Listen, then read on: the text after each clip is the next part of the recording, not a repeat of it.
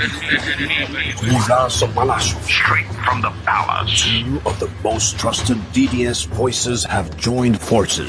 Para ihatid sa inyo ang mga kwento sa likod ng balita. Unhampered, unadulterated, exclusive, behind the scene. Exclusive behind the scenes. Programang para sa masa. Ang DDS Podcast.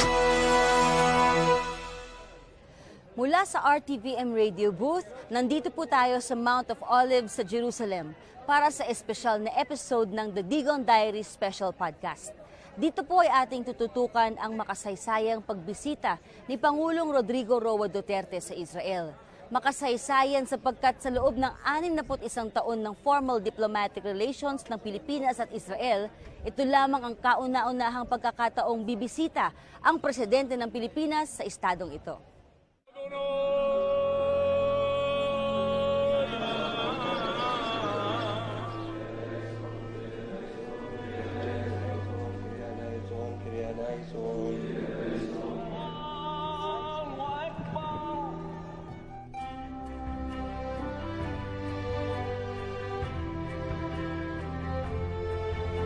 When I am I and you are you.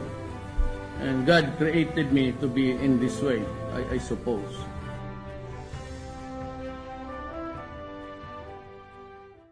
Bukod sa formal establishment ng diplomatic relations ng Pilipinas at Israel noong 1957, ang dalawang bansa ay may pagkakaibigan at relasyong nag-ugat pa sa matagal na panahon dahil sa mga kaganapang naging malaking parte ng kasaysayan ng bawat isa.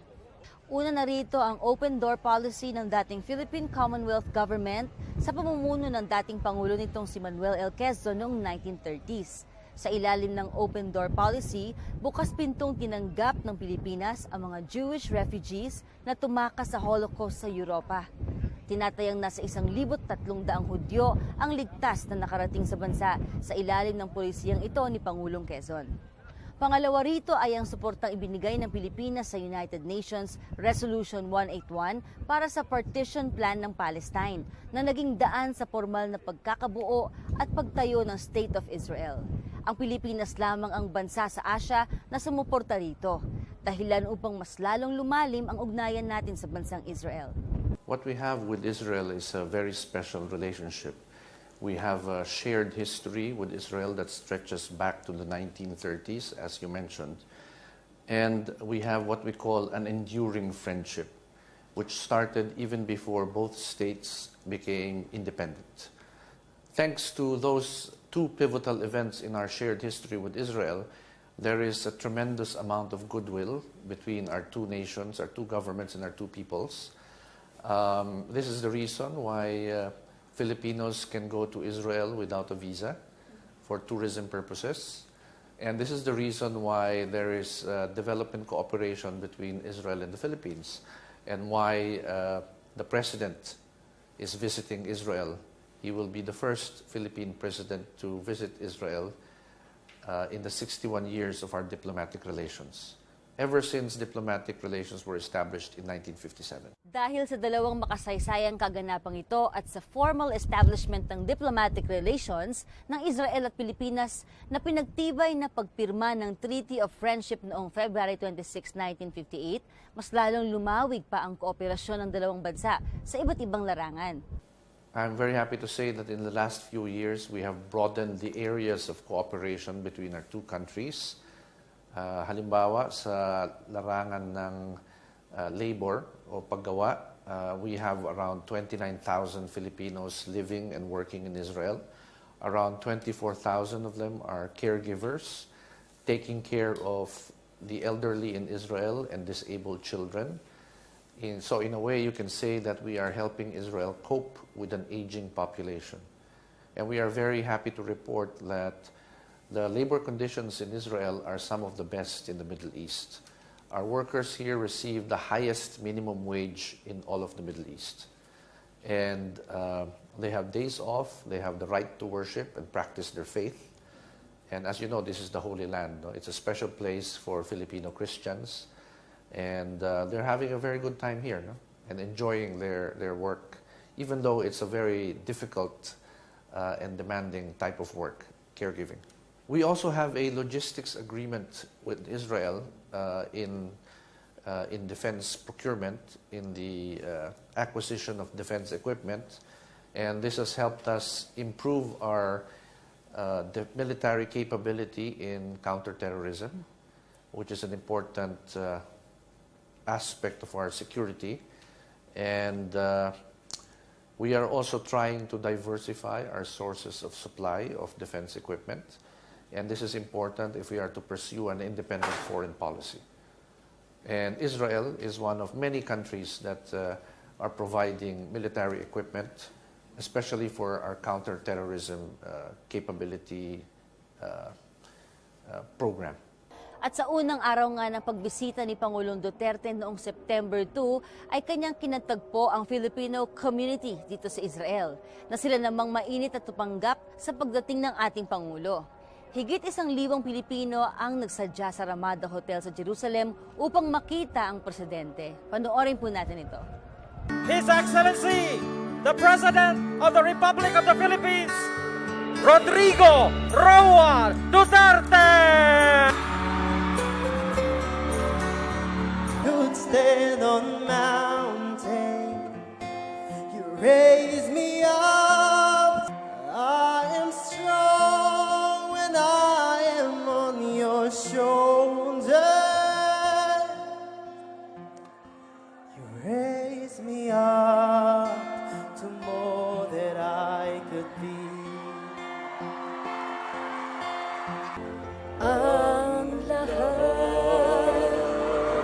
ang aking galaw, ang sanib ay ikaw.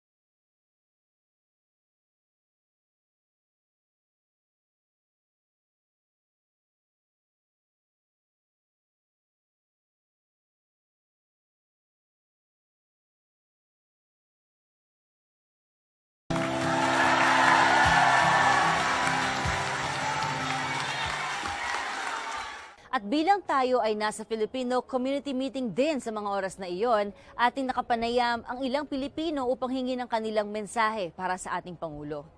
Excited po kami siyempre, lalo na po rin ako, matagal na po dito sa Israel. Ito po yung ating presidente na kauna-unahang pupunta dito sa Israel. Sana matulungan mo kami sa anong mga problema namin dito at hindi mo kami pababayaan. Marami pong nag-aabang, marami pong Pilipinong nagmamahal sa inyo. Solid Duterte po ang Israel. Landslide po kayo dito. Salamat sa pagpunta ni Pangulong Duterte dito. Nakaka-proud bilang Pilipino kasi siyempre talaga maraming nagawa ang ating mahal na Pangulo. Marami siyang mga proyekto at marami siyang talagang nais na mapaganda ang ating bansang Pilipinas. Nakalipay mi o dagan kaayo, di mi gani kasulod kaysa pagkadaghan. Tungod love ka namo. We love you. Bukod dito ay nakadaupang palad ni Pangulong Duterte si Prime Minister Benjamin Netanyahu ng Israel sa Prime Minister's Office para sa pagpupulong at signing of agreements. Ito ay nasundan ng pagbisita ng Pangulo sa Yad Vashem Holocaust Memorial Center sa Jerusalem, isang remembrance center na itinayo para maipakita at maipreserve ang bawat istorya ng Holocaust victims para sa susunod pang henerasyon.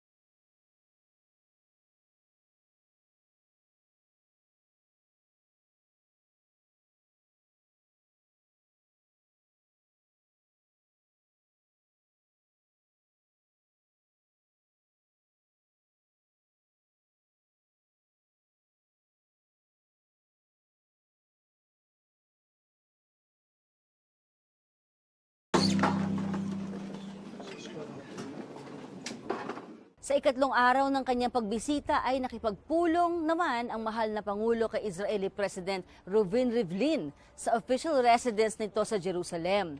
Kasunod nito ay ang kanyang pagdalo bilang pangunahing panauhin sa signing of agreement.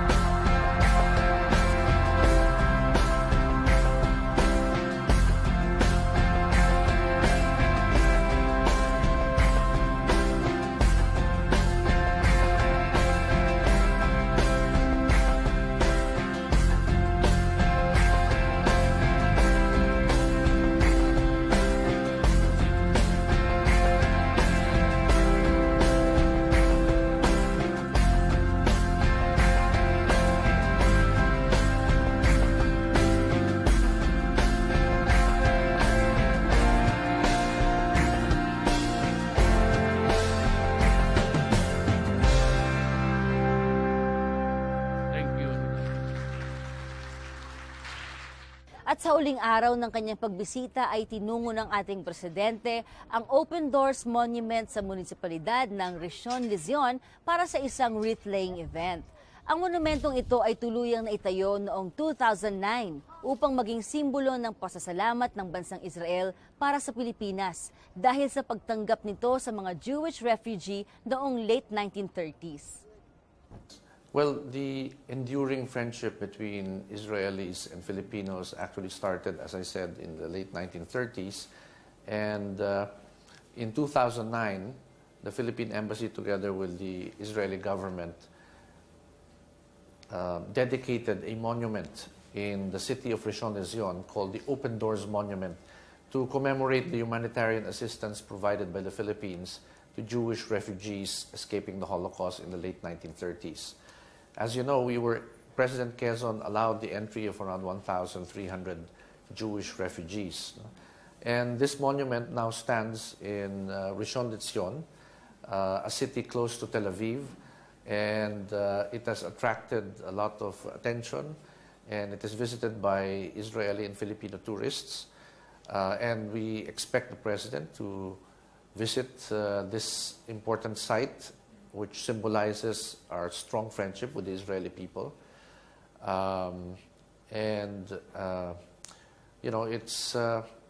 It's an important part and highlight of the visit of the President.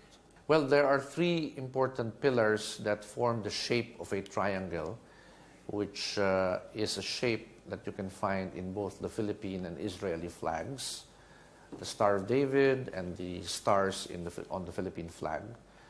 And they also represent doors that are opening inward. And on the marble floor, you will see the imprint of footsteps, that of Max Weisler, one of those refugees who were allowed to enter the Philippines.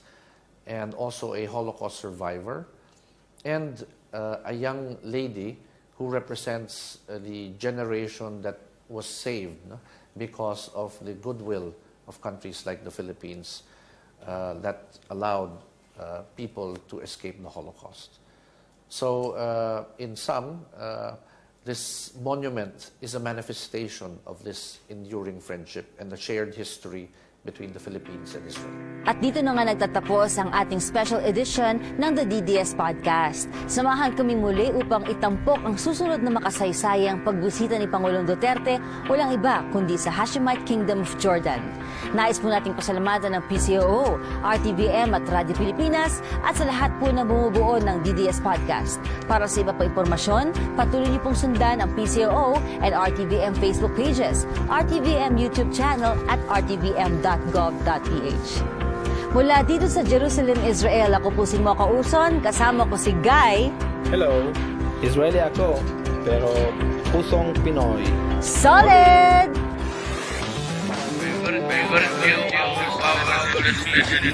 Mula sa palasyo, Straight from the palace. two of the most trusted DDS voices have joined forces. Para ihatid sa inyo ang mga kwento sa likod ng balita. Unhampered, unadulterated, exclusive, behind the scene. Exclusive behind the scenes. Programang para sa masa.